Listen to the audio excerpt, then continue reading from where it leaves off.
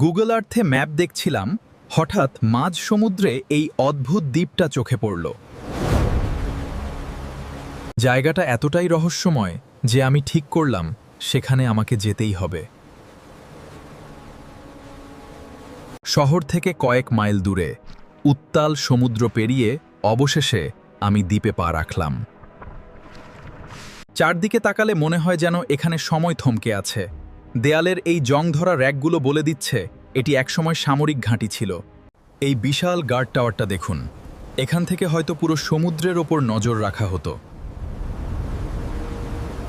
গবেষণা করে জানতে পারলাম এটি দ্বিতীয় বিশ্বযুদ্ধের একটি নৌঘাঁটি ছিল, আজ যা শুধুই পরিত্যক্ত ধ্বংসাবশেষ। ধ্বংসস্তূপের মাঝে হাঁটতে হাঁটতে হঠাৎ ঝোপঝাড়ের আড়ালে দেখা মিলল এই পুরনো কাঠের বাড়িটির।